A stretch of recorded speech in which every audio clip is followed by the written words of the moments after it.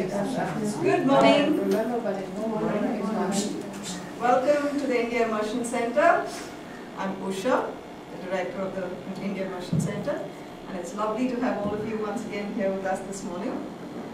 I'm sure you're all ready to see the cookery demonstration today. Yes? Ready to go? Very good. I'm going to give you a small presentation on Indian cooking, just to give you a small background, and then we'll introduce the cookery expert to you, and then we'll move upstairs. Is that okay? I would request all of you to put your mobiles on silent, please, just as a courtesy to the others here.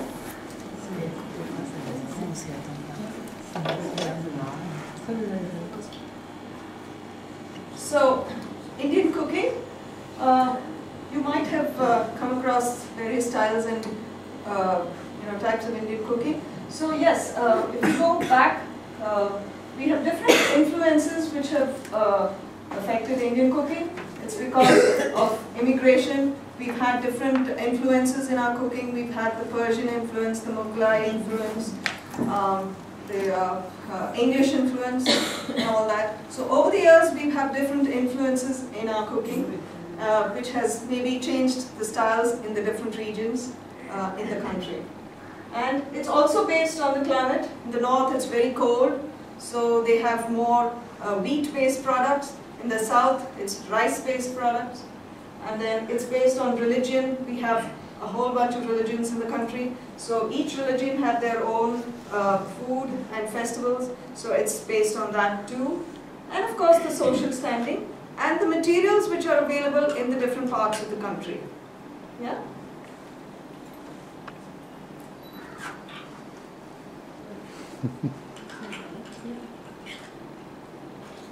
So, over the years we've had the evolution of cooking. How did we start cooking?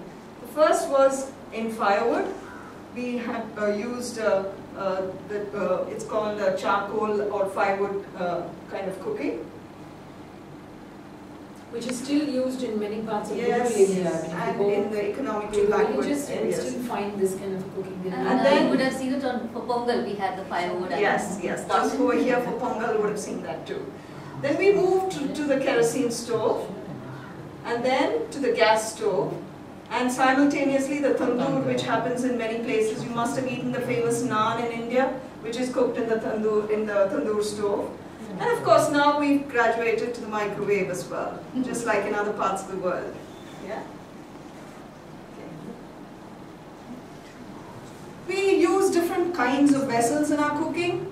The mud or the terracotta.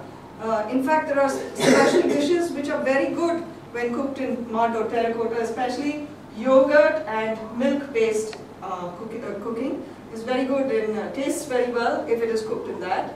Then we've got iron, we've got aluminium, stainless steel, which is the most prevalent in most homes in India, plastic. Especially south. Yes. Because if you go, again this is region specific, if you go upwards, west or the north of India, you'll see less of steel, but if you see in south, steel is all over the place. I mean, Salem, which is a town close to Tamil Nadu, even Tamil Nadu, close to Chennai, is known for the steel. The best steel you get it from Salem. But if you go up north, you will find more of brass. Brass, aluminium, iron, those are the things which are most prevalent. The utensils are very region specific, for various reasons, because of the cooking that is involved. And then we have glass and ceramic, which I think is more because microwaves and things have come in and for serving. And we have non-stick tawas for making our doshas and other things. And anodized cookware. All of these are the modern ones. We have a whole bunch of spices. I think maybe India has the widest variety of spices you might find anywhere. Maybe there are others, but perhaps we have the widest. We have a lot of staples, rice, wheat, pulses, which hold and spread. And then we have spices. We have mustard, fenugreek, cumin, which are used in everyday cooking. And then things like cloves and cardamom, which are really flavor elevating, which are not so common, maybe not used every day in the south especially, but in the north it is used very commonly. Saffron is another very, very important and lovely ingredient. We have different mediums of cooking, oils. We have refined oil, we have gingerly, we use ghee, which is clarified butter. If you don't know. Gingerly is sesame. Coconut oil, mustard oil, which is found in West Bengal, they use only that. And we have olive oil now with the influence of the West again. And then we have different, wide variety of vegetables, vegetables like the gourds and the pumpkins, and we have the English vegetables. So we have a wide range of vegetables as well. So we must appreciate that our cooking is really a variety because of all these different things. So we have typically 4 meals in a day in India. So the breakfast, which is also called the nashta in the north, we have a simple breakfast. Lunch is also a fairly simple meal, especially now with most people working and things like that.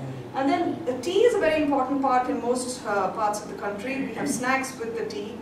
And the dinner is the main meal, like in most countries, where the whole family sits together, and it's the most elaborate meal of the day. Yeah.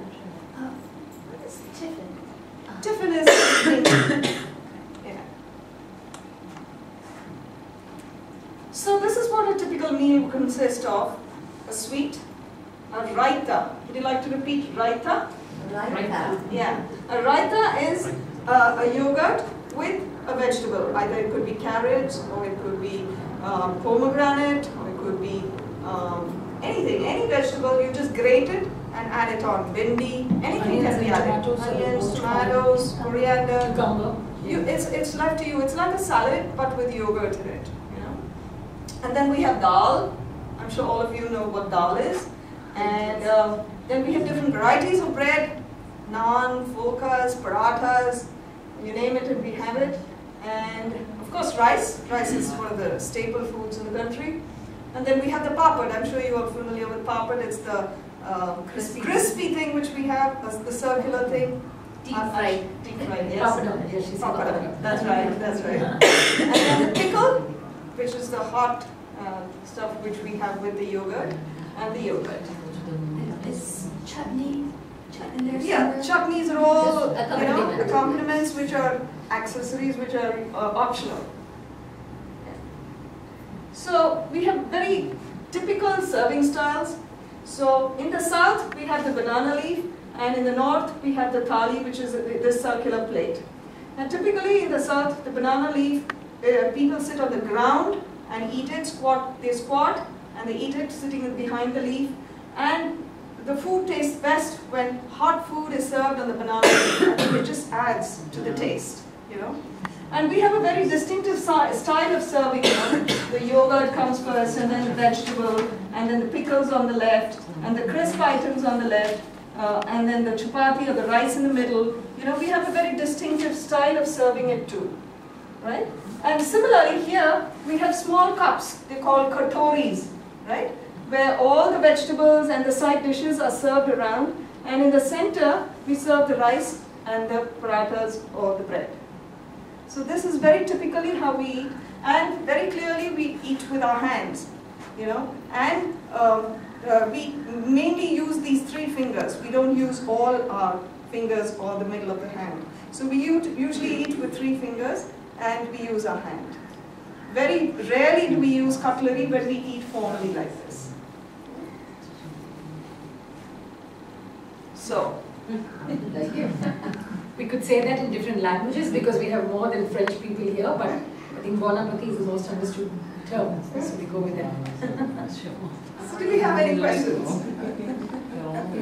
Do we have any questions? At this stage. Yeah. What we will do today?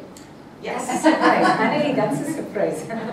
We're coming to that. Okay. So Bindu's going to introduce our culinary expert for the day. Okay, Chitra Vishwanathan, who is here. Chitra Vishwanathan is the culinary expert. She really is an expert when we use the word, because she's been here in Chennai alone for 50 years and cooking with so much passion that she has a website, she has a blog, which I will talk to you about, okay? She's originally from Madurai, which is known for delicious South Indian food. Madurai, if you know, Besides history and architecture, it is known for a variety of food. They cook the most number of potatoes in Madurai. There are a variety of potatoes cooked. And she says that she also started as a novice, like me, or all of you, or anybody. You know, probably we all start. And it's need-based, okay? When you have to cook, then you learn to cook. And she started like that. And today she says, when we wrote 2,000 recipes, she corrected me and said it's 5,000 now. She's got 5,000 recipes on the website, which is indusladies.com. We'll give you the details.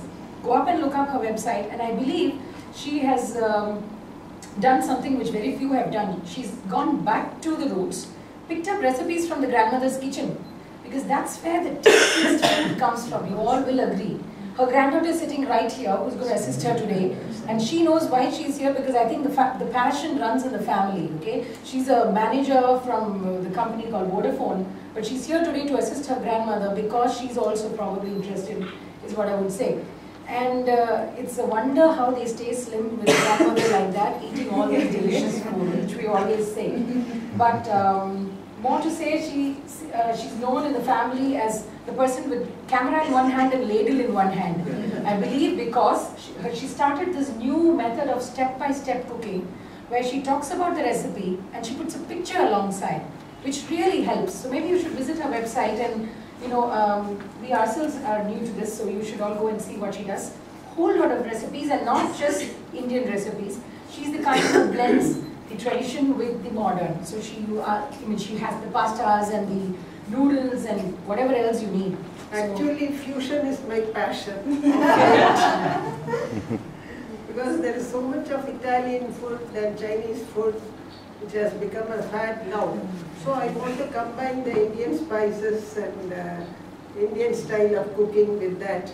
And that results in a nice fusion. With a touch of spice here, a touch of elegance in presentation, it makes a nice combination.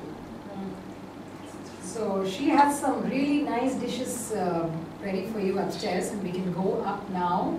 And maybe at the end of the class is over, you can ask your individual questions and maybe sign up for cookery classes if you like the whole idea of learning cooking here. Indian cooking classes. And when we say Indian, we are going to try, for instance, I have to say that we only cook vegetarian food here. But if you're talking about tikka, which is a paneer tikka, okay, let's say we're talking about a cottage cheese tikka, in case you don't know what paneer is, for the new one, we would tell you the marinade could be the same and you can use it with meat or fish. And the taste would be different because of the flavor of the meat, but the recipe will be the same that you could follow. So this is how we're going to be introducing the recipes to you as well.